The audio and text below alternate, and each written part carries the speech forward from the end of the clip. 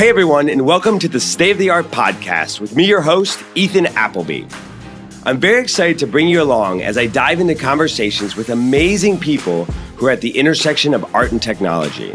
Each week, you'll hear a different angle about how tech is bringing radical change in the way all of us interact with art. We have on artists to first-time collectors, as well as CEOs from some of the top digital art companies. We'll also look at the effects social media sites and crowdsourcing platforms are having on the art world, and explore how other creative industries such as music and fashion were democratized using technology. In this episode, I'm excited to welcome Matty Mo, aka the most famous artist. Look, if you spend half as much time on social media as I do, you have definitely seen one of his creations. He was the founder of the most Instagrammable wall, launched a museum of fake art, but the first time I saw him was on a viral video on Elite Daily of him dragging $1 million in a clear bag to an art fair just to prove a point. Today, I talked to Matty about how he became the most famous artist, what he thinks of data-driven art, and why he thinks that working with brands is not selling out, but the future of being a successful artist. So please, allow me to welcome today's guest, Matty Mo. Before we get started, I want to tell all the artists listening about Vango. If you're like many of the artists I know, you spend more time managing your career than you do creating art. Vango helps you with this. To learn more, go to vangoart.co/podcast. That's vango.co/podcast. And if you're looking for original art, Vango is an amazing place to find art from some of the best emerging artists. Now, allow me to welcome today's guest. Hey, Matty Mo, it's great to have you on the podcast. Hey, Ethan, thanks for having me. So tell me, are you really the most famous artist? And what does that even mean? Well, if you type into Google who is the most famous artist, amongst names like Picasso and Van Gogh and Warhol, you see me in the results, the most famous artist. So as far as Google is concerned, I might just be the most famous artist. And we're also living in a time where I can actually empirically measure whether or not I'm the most famous artist based on the number of impressions and followers and other such metrics I use to determine my fame. So I wouldn't say I'm the most famous artist just yet, empirically, but that's certainly my goal. How did you even come up with the idea for the name? I just typed into Google, how to become a famous artist when I decided to get out of my tech career and try my hand at art. And what I found was that a lot of artists had been described as the most famous artist, but no one was actually the most famous artist. Okay. Very simple, very elegant. I love it. Let's dive into that. So your background before you were in tech, I read about you. You're an investor, you were in marketing, you were a founder. What was that transition of your career to being an artist, and how did your influence in sort of your past career, if you will, influence you as an artist? Sure. Well, I was lucky to be at Stanford in between 2004 and 2008 when major changes happened to humanity. In 2006-ish, YouTube was invented, the iPhone was invented, Facebook was invented. All of those platforms heralded a whole new wave of venture capital investment in building businesses on top of these platforms. And while I was at Stanford, I had the luck of being in a class called the Facebook class, wherein I learned how to build Facebook apps, super viral Facebook apps. And fast forward 6 or 7 years, I had built and started a bunch of companies related to monetizing apps and monetizing this new volume of traffic that was happening online as a result of a smartphone and Facebook and YouTube. And so started to build advertising technology businesses, had some success, started to angel invest because that's what I saw all my mentors doing. And then around February of 2013, I was filmed stumbling around drunk and naked on a beach in India during a geek trip. And that more or less ended my tech career. So that sounds like an interesting story, but more so how did your career in marketing and as a founder, now that you are, I guess, maybe forced to go into being an artist, as you say, but how did that influence you as an artist, and how did it make you maybe smarter as an artist or better, or just change your career? Well, in the same way that many industries are being transformed by technology, Uber transforming transportation, Airbnb transforming hospitality, art is going through a revolution too. It's going through serious disruption as a result of the internet, which means that an artist can now distribute and sell their work much more efficiently than before, where they had to take photos of their art, send them to galleries. Galleries had to then sell them to customers in face-to-face meetings. That's all changing. And so, I stopped being a tech entrepreneur because I was disgusted with this concept of tech CEOs scrutinized for having fun. Like the idea that I wasn't allowed to have fun in the role I was playing professionally made me not want to play that role. So I got to thinking about another role I could play, and I looked at all my artist friends, and they seemed to be having a blast. So I decided to become an artist. So I Googled who is the most famous artist, how to become the most famous artist, and realized no one's really disrupting art using marketing technology as an artist. And so I made that my purpose. That's awesome. Where do you think, so most of your career has been about making noise and then almost like using technology to capture that noise, I'd say is a good way to put it. I mean, whether through imagery, social media, press, overall, like how do you think technology has played a role in your career now as an artist and your marketing strategy? Well, what I've found is that the news media, particularly these sites like BuzzFeed and Vice that are post-internet news media companies, they're always looking for stories.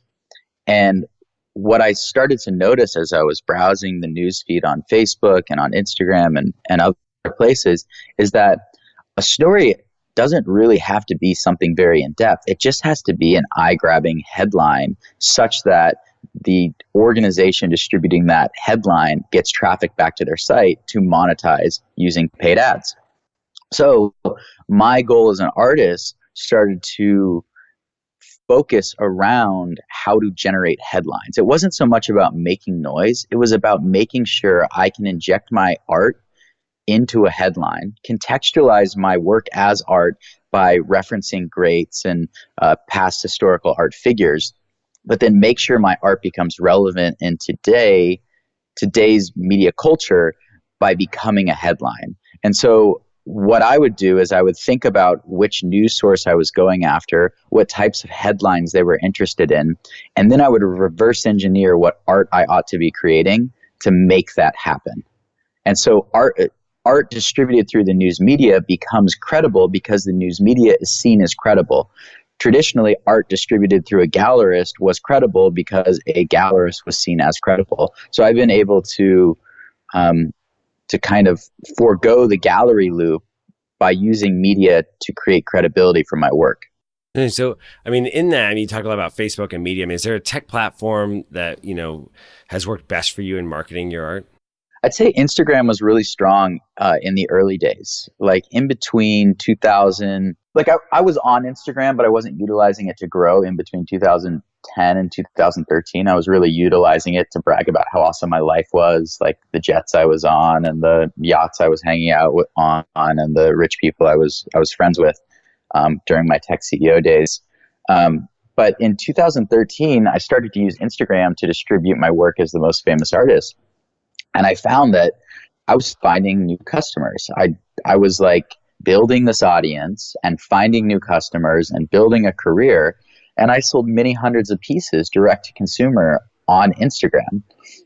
That was really strong in the beginning. In the last few years, Instagram's algorithm has changed, which has made it more difficult to grow and has made it more difficult to surface in the feed unless you're willing to pay for advertising.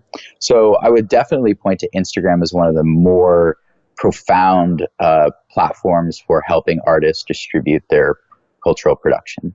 Yeah, and to that point, you talked about the class you took at Stanford, which was called the Facebook class. And you could argue now Facebook is kind of passé. It's not cool anymore. That could, Vine just shut down. Perhaps that could happen to Instagram. Platforms go, in and out every day. How do you think about that? And how does that affect your strategy for marketing?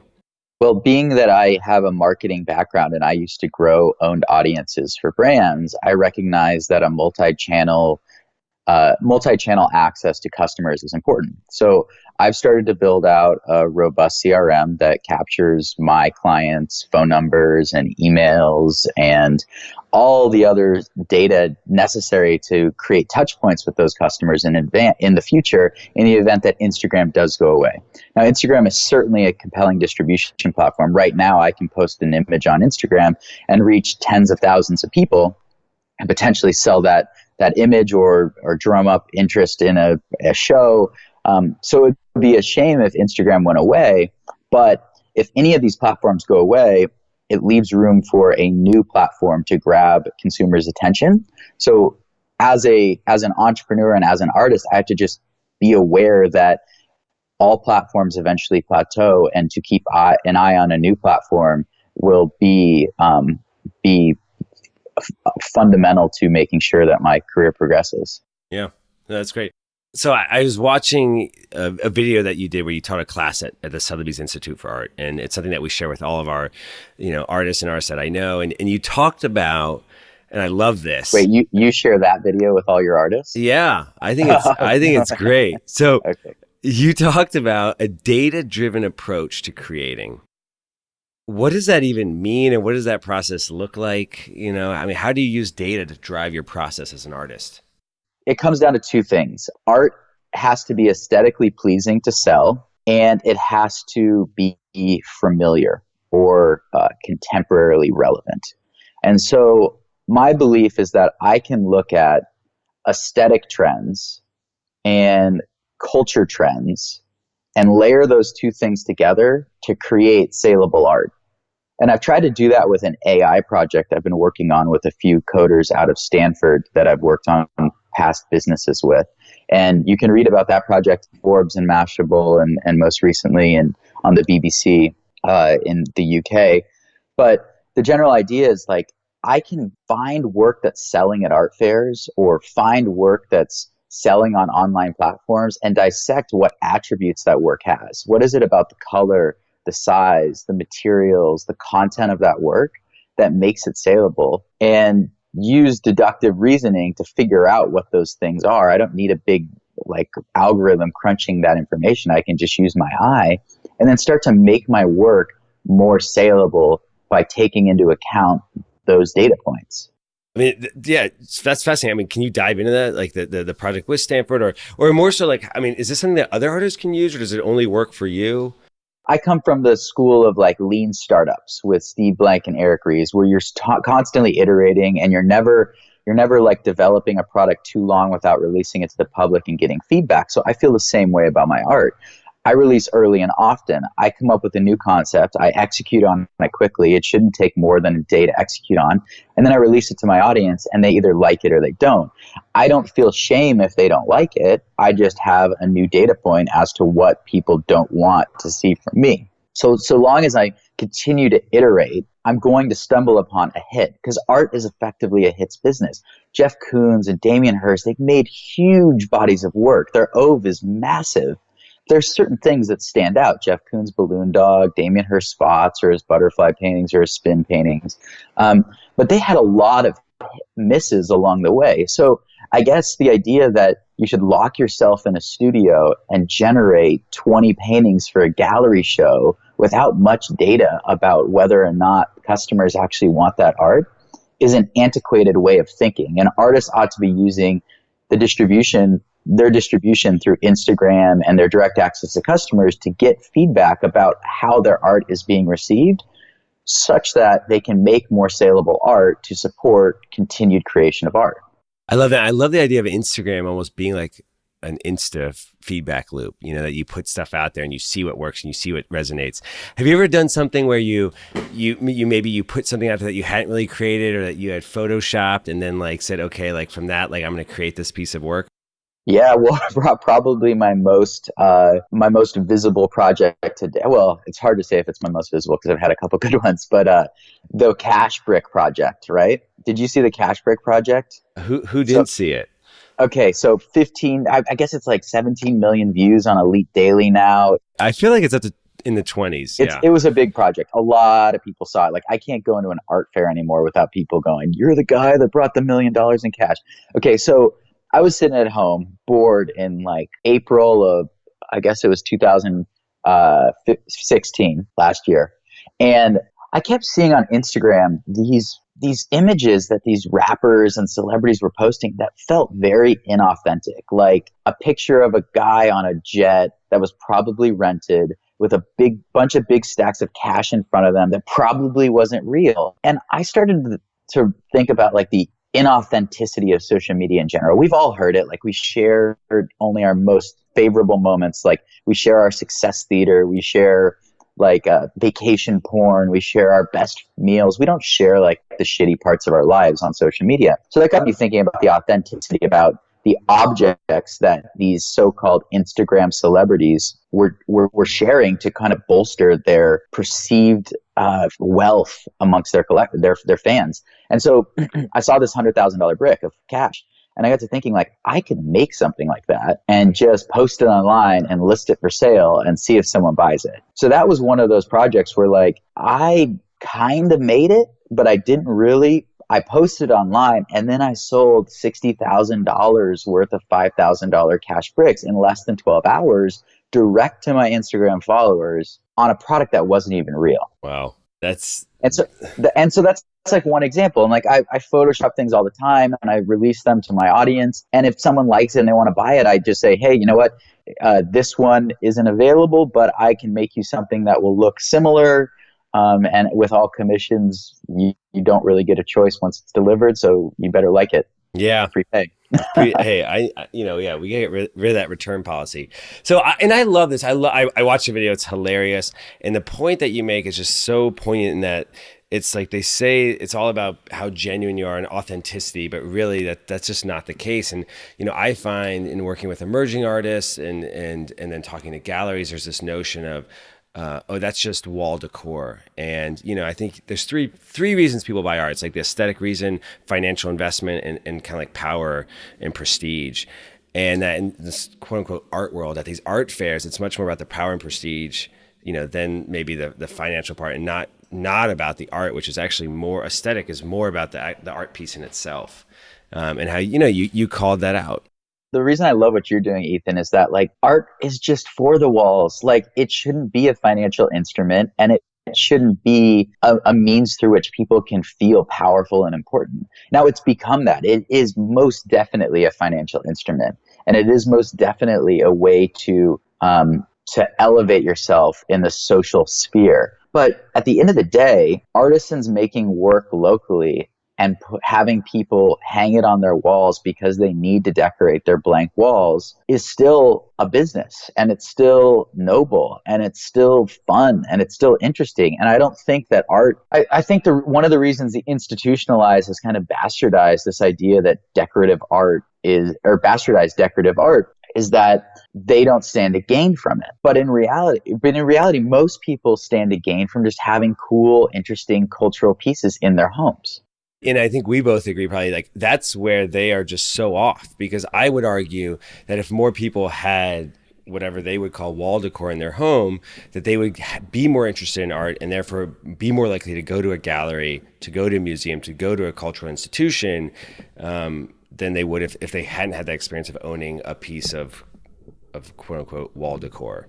Well, my whole thesis around the art business I'm building is around upward disruption in a la Clayton Christensen. And so the general idea is I want to capture customers early and often at low price points with the belief that those customers, as they appreciate their art, will become higher ticket purchasers with time. And so if the LTV of my $1,000 customers becomes $50,000 over time, then I can afford to sell a $1,000 painting at a much lower margin now with hopes that I monetize the back end. And so that comes down to like all this marketing tech stuff. And LTV being lifetime value of someone. Yeah. And agreed, right? It's almost like, I mean, another thing to think about is business development. As an artist, you might say, okay, I'm going to take a loss on this first piece that I sell, believing that they're going to come back and that they're going to spend more over time. But if I didn't give them, almost that gateway drug to getting into art, then they would never come and buy a more expensive piece. I'll never take a loss. What I will take is fair market value, which is in reality the amount of labor and the amount of material that went into producing a work. Now, the $5,000, $10,000 works that you see at galleries, they probably should be being sold for like $1,500, $2,000, and sell like 1,000 works at $2,000, and you made $2 million, and you've got 1,000 people that are interested in your business. it's way harder to sell a work at $5,000 or $10,000. So my whole thesis is around producing new customers early and often so that we can monetize them down the road. I love that. So another thing that I've read that you talk a lot about that the traditional art world views down upon is this idea of working with brands, and how as an artist you are selling out if you work with Nike or Perrier. Talk to me more about, how you view that and how you see moving forward, perhaps artists working more with brands and how that affects sort of art in everyday life.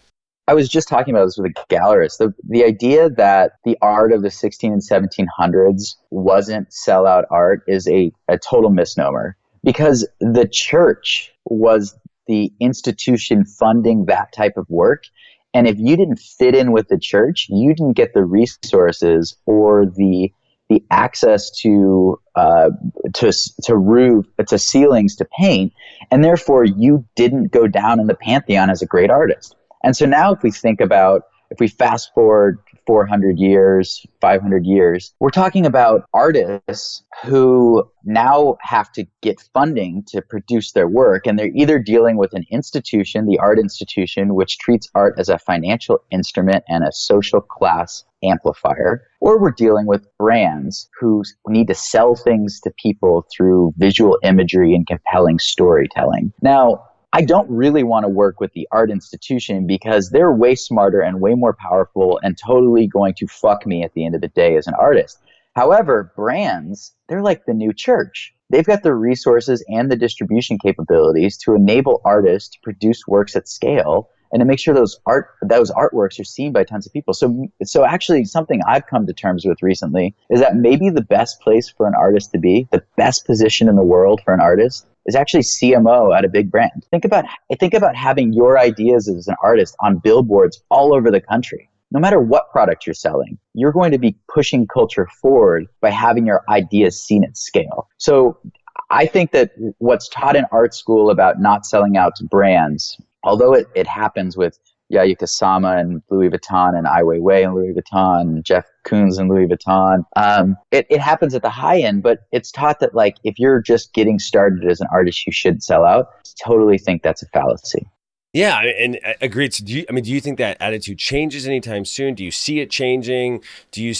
What influence do you see artists working with brands having on, like you talked about earlier, people buying $200, $300, $400 piece of art and getting into art in general? I definitely see it changing. I've started a business called the Mural Agency, which is really a response to that change. Like the Mural Agency effectively helps brands find wall space and find artists and is a matchmaker to allow public art to happen. And most of that time, that public art is branded in some way. But brands are also giving up this idea that they need to have a Coca-Cola bottle in their public art. What they really need is a visual identity or some kind of activation in the real world that people with cell phones walking by can take pictures of and share online, which then gives that brand credibility amongst that sharer's peers. So we're seeing it happen at a massive scale right now. I don't know that galleries and the art institution want that to happen because they lose some control when an artist isn't reliant on a gallery to keep paying their paycheck.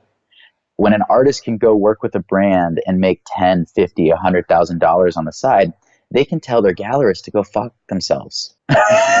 I like that. Okay, so, and I'm going to dig deeper though. I'm going to call you out. You applied to an art school. You applied to Yale. You have worked. I haven't applied yet. You haven't applied yet. Okay, you've talked about applying. You work with galleries, traditional, what we'd all view as traditional galleries. How do you see the role of the gallery now, and how do you see that changing over the course of the next 10 years? And what role do they play now and over the next 10 years?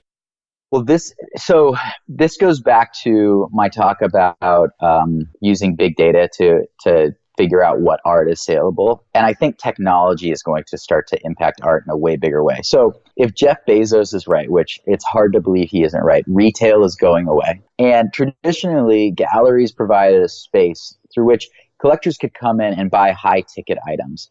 But collectors are now shifting online and willing to buy artworks up to $3,000 and $5,000 sight unseen, because there is credibility created by these platforms between artist and collector. Traditionally, the gallerist was the source of credibility. If they have a retail environment, they must be serious. But what might end up happening? Retail gets crushed. Jeff Bezos finally figures out how to 3D print objects in people's homes. My buddy Jameson over at Phantasmo creates a 3D map of the world. How cool would it be if, as an artist, I could find contemporary aesthetic trends and contemporary cultural trends, layer them together, create an object in some kind of 3D software like Maya, upload that object to the cloud. Someone could take a picture of their wall or take a render of their room and then walk up to their wall with their phone and see that high-ticket item directly on their wall. They don't need to go to a gallery anymore. They can see up close and personal what this art object looks like and how it fits into their home. And then take it a step further, then they press a button on their phone and it gets 3D printed using some type of like strong substrate in a factory around the corner from their house and then delivered the next day. On Amazon Prime. On Amazon Prime. Like, that's where shit's going. Yeah. And so I don't see why I should be like laboring over a fucking painting with like actual oil paint that's dirty and canvas that is expensive to buy to make objects that are going to sit in storage until someone decides it's cool. I just want to go straight for the jugular. I want to figure out how to sell art directly to the people at the time when they want it at an economical and rational price point. Like, what if art was only as expensive as the computational energy taken to produce the art and the material costs? Yeah. Then art gets massively distributed, because right now there's this huge arbitrage between like the price of the art and the actual value of the art. And contemporary art is the ultimate bubble. Like, if you buy a painting because a gallerist told you, oh, this guy's paintings were $5,000 last year and now they're $10,000, they're only saying they're $10,000 because they're saying they're $10,000. There's no data. Like, Sotheby's isn't selling that stuff. It's kind of like a startup. Like, just because your startup has raised subsequent rounds of funding doesn't mean it's worth shit in reality. Yeah. Like, you could be a paper millionaire and be worth 10 cents in reality. Yeah. So, okay, but like, let's go back, and think with the question, what is the role? So, what is the role of the gallery? And you talked about Amazon specifically, and retail is dead. But then again, Amazon just launched a bookstore. Amazon just bought Whole Foods. And so there's this, I would argue there's an interesting dialogue going around about the future of retail. One thing I think we could agree on is that it is more about experiences and creating experiences around it. So you see that with the Apple Store, and you see, fashion retail doing that. So back to it, what is the role of the gallery? Are you saying that there is zero role for the gallery? Are you saying that the role will change? I'm not saying there's zero role. I was just talking about like a very like Blade Runner future for the art. But I'm buying in. I'm buying in here. So I didn't hear gallery in there. So does that mean there is no gallery? In the short term, like what I've seen work really well is not partnering with a gallery because they take 50% of my sales because they have to pay an expensive rent on some piece of real estate, but rather figuring out which weekend I want to throw my show, finding a pop-up space, putting my art in it, and distributing the message myself through influencers and my peers that I'm having a dope party. Like, art can be sold that way. So I think that the traditional gallery show, the traditional gallery offering might start to erode, and we're already seeing galleries close left and right. But the idea of an event space to celebrate art and culture isn't going away because people want to gather. That's like a tribal, innate human thing. That's a beautiful way to put it. Now, you saw this when the radio launched, and the purists in the music industry thought that it would be the end of the concert. Everyone could listen to their home. Why would they go to a concert? But you just answered the question, which is people want to gather, and the experience of music in person is very different than it is on Spotify. And so, I think in a way it can be a place that people gather. It can be a place that you experience the art in person, which you will feel different than doing it online. So for all you tech bros listening, create a pop-up event space marketplace. And when I do my art ICO, I will then buy that company from you for my token, and then we can build out the new art supply chain together. Okay, so let's go down that. Let's take it up a step. So how do you see tech continuing to influence the art space? You just mentioned ICO. What is an ICO for people who don't know, and how does that, along with other things, play a role? An ICO is an initial coin offering, which is really should be called a token sale because ICO is kind of a cliche at this point. And effectively what it is the ability to create a microeconomy using the blockchain protocol to create some kind of exchange, like some decentralized way of transacting. And so, break it down for us. What does that mean? So I'm Ethan. I'm an artist out there. Okay, so here's how I see it working. Okay, I want to do an ICO, which is like a crowdsourced funding mechanism to create an incubator. And there's a company called Science Inc., which just did their own ICO around an incubator for blockchain startups. I want to do an incubator for art supply chain related startups using the ICO format, which allows me to crowdfund from a whole bunch of different people. Now, at the highest level, I have to have accredited investors investing fiat money into the ICO, but I can have anyone at any denomination invest cryptocurrency into my ICO. That then gives me funding to then, like 500 startups or any of these incubators, incubate a bunch of businesses along the supply chain. So when I started as an artist, I had to figure out how to get studio space. I had to figure out how to ship my work. I had to figure out how to archive and print my work. I had to figure out how to do licensing deals. I had to figure out how to do a bunch of shit that where there's no infrastructure in place for the outsider artists like myself, enabled by the democratic effects of software, to succeed and scale their business. So I built these types of systems for myself. And then what I noticed is I could help other artists succeed. So I started incubating other artists and offering them these services, and they would start paying me for these services, and their revenues would go from like 10 grand a year to 100 grand a year. But in going from 10 grand a year to 100 grand a year, I'm capturing quite a lot of that revenue generated through supply chain services. And so then what ends up happening is I do a second coin offering where I incentivize artists to start using my differing services. So, hey, artist, I'll give you these tokens. You should rent studio space for me. You should buy supplies from me. You should ship your art through me. And all I ask is that when you go to sell your art to a collector, I want you to sell it for my token. So a collector ends up having to convert their fiat money into cryptocurrency to buy into the marketplace. And as that gets going, it gets really strong and these network effects start happening. And if I incentivize enough artists to participate through the coin offering, then all of a sudden I've got myself a gigantic microeconomy around the democratic distribution of art. Wow.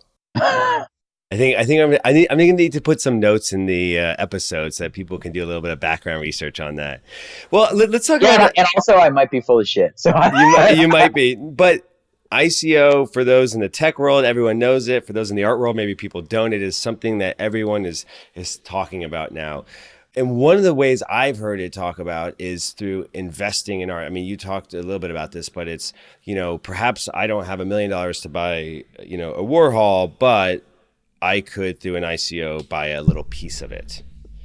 Well, so there is a company called Mecenas who just ICO'd, and I think they raised $10 million, and they're Swiss, and they're effectively taking like Warhols and Picassos and Rembrandts, and they're subdividing them into fractional ownership, where you could buy into that painting and then see it appreciate over time, and then sell your token or your shares in that artwork at any time.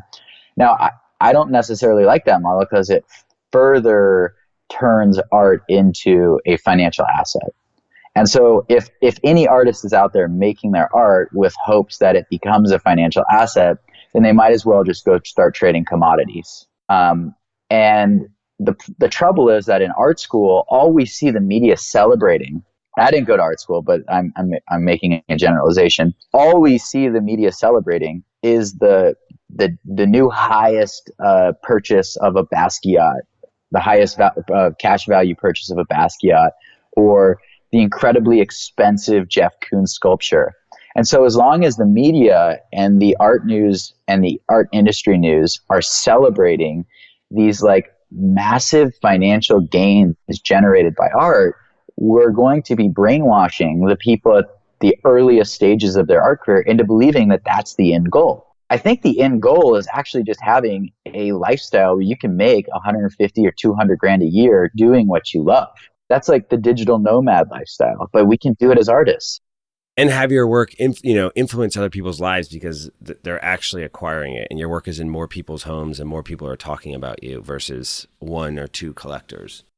You know, to be honest, I don't give a fuck if it influences people's lives. I just want, like, if they've got a blank wall, I'd rather them have my art on their wall than someone else's art. And the reason they'd have my art is because they realize it's smart and there's a story behind it. And there's like intelligence that goes into it despite it being pretty damn simple.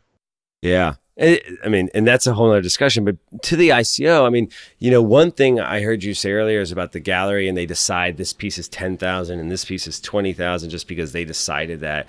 And an ICO offering could actually democratize that element of well-known art pieces, which you could say is a good thing. It could for sure. So a token sale of an artwork might make the artwork depreciate, or it might make the artwork increase in value, and that will be based on a consensus of what it's actually worth based on all buyers in the universe willing to buy it. Like right now, which is transparent. I mean, that's transparency and democratization.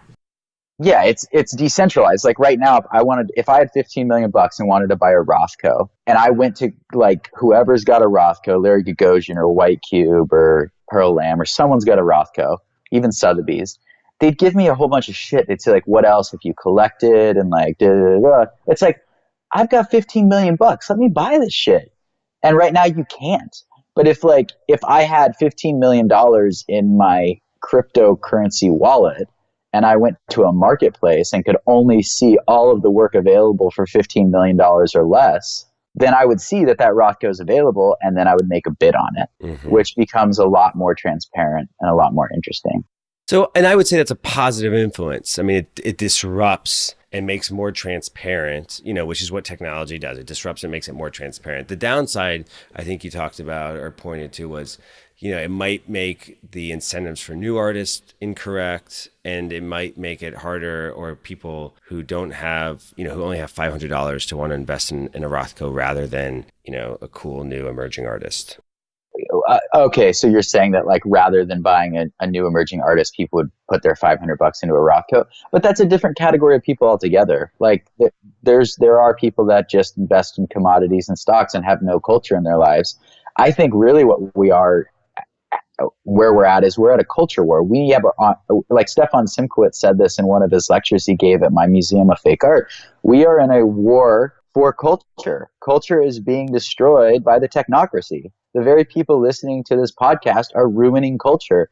Why have you made $10 million off your Facebook stock and not decorated your apartment with cool shit that shares stories and serves as a reference point to all of the interesting facets of your life? Why do you live on a fucking mattress in a 2-bedroom high-rise and eat Soylent every day? Like, that's fucking disgusting.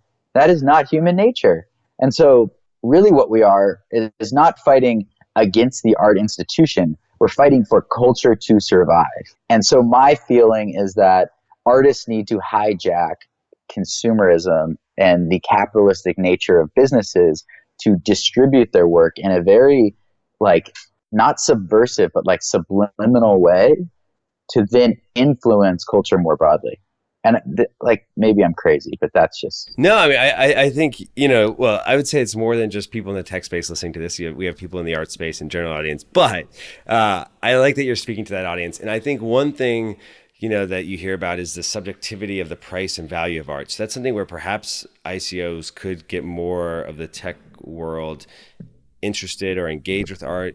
I mean, the other you could say maybe is AR and VR. I mean, that's an intersection where it's really hot in tech right now. And then in art, you see the tilt brush and others. I mean, how do you think about AR and VR?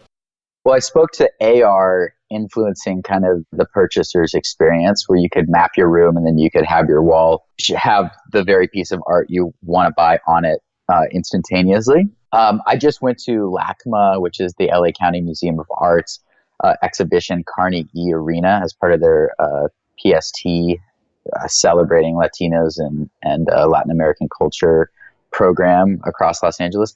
And I was in this VR experience where I went into this, I shouldn't like ruin it, but basically it was real. It felt very real. It felt real to the point where I can't necessarily accurately say whether or not the life we're living right now is constructed by the Matrix. Like, that's how real VR is. And so like VR is a really, in theory, it will become a cheap way to distribute experiences and to create empathy. And so in that sense, VR is going to be a really powerful means through which you can relate to other types of people that are much different than you. And so that'll be helpful for artists to be able to find source material. And it'll also be helpful for patrons to be able to empathize with artists and figure out what they go through in order to make their work. So I think that all of those technologies are going to grow our share. So it could go either way. They could grow our share of culture and we could win the culture war, or we could all become like trailer park stacked living creatures like we see in Ready Player One. And Mark Zuckerberg is the dude in charge of everything. You know, that would suck. I don't know. I love how you're giving our listeners so much more than just art and tech to think about in this episode. I mean, everyone's going to walk away just scratching their head like, oh gosh, what do I do right now? Yeah. Is my life a simulation? Yeah. There you go. For everyone listening, is it? So, okay, let's keep going and thinking of tech's influence on like the creation of art. You talked earlier about paintbrushes being expensive and canvases being expensive and storage. You know, do you see the future being all digital, or is there still a role for analog? Yeah, I mean, if contemporary art is using the tools of your time to tell the stories of your time and nodding to the greats in order to contextualize your work as art, the tools of our time are all digital. I mean, I'm not a great digital artist, but I imagine that whoever's making these great VR experiences and AR experiences are the artists of the future, because kids all grew up with a cell phone in their hands and they're so used to experiencing the world through their cell phone and technology that the more interesting technology content becomes, the more influential it becomes. So, okay, there's that. And then there's like the artsies of the world who are trying to figure out how to, like, I guess, make all art accessible. But the problem is that they're funded by Larry Gagosian and Dasha, from the Russian oligarch. And those people have incentives that are tied to the commodification and the creation of art as an asset class. So what was the question? I'm sorry. No, the question was digital. You know, is all art going to be created digitally, or is there still going to be yeah, okay, so yes, eventually. You know, maybe we run out of oil pigment, or like materials are so scarce that, like, why would we continue to make and waste things if we don't have to? Like, maybe our planet won't even sustain the continued creation of canvas, and we'll all have to go digital. Like, if you're on Mars making art, it certainly doesn't look like an oil and canvas painting, because you can't fucking take oil and canvas to Mars. That's a great thing. When is art going to get on Mars? So Elon, if you're listening, send me. I'll be the first artist on Mars. Right? And what is that? And I think you leave in 2021 and you get there by 2023. So I don't know if I'm ready to go that soon. No. What okay, I mean, is there anything else? I mean, you mentioned artsy briefly, like, and you know, we've talked about AR, VR, ICO. Is there other artists, companies, spaces that you think that you're excited about, that are pushing the envelope, ones that you think are, you know, maintaining the current system? Yeah, no. I said all I wanted to say. All right. I talked about the crazy future I see. Maybe I'm a good artist, maybe I'm not. Maybe I'm full of crap. Who knows? I don't think that's the case, but I love it. All right, so we've gotten everything out of you that we can. You've laid it all out there. You're leaving the audience just with a lot to think about this week. I thought I was going to have a relaxing weekend here, but now I'm questioning the meaning of life. Let's jump into the rapid fire, okay? Okay. All right, here we go. One piece of advice you give to all artists to succeed. Get some real world experience and then use that as your source material. All right. Art will be as popular as music in? Never. All right. You're Carter Cleveland, you're full of shit. All right. You're a new addition to the Crayon Box. What color would you be and why? Pink, because it's a nice color. Okay. And last, who's your favorite superhero? Elon Musk. Whoa, that's a first. All right. Love it, man. Thank you very much. It's my pleasure. For the audience listening, I'm sure it's not hard because we can Google you, but how do we find you?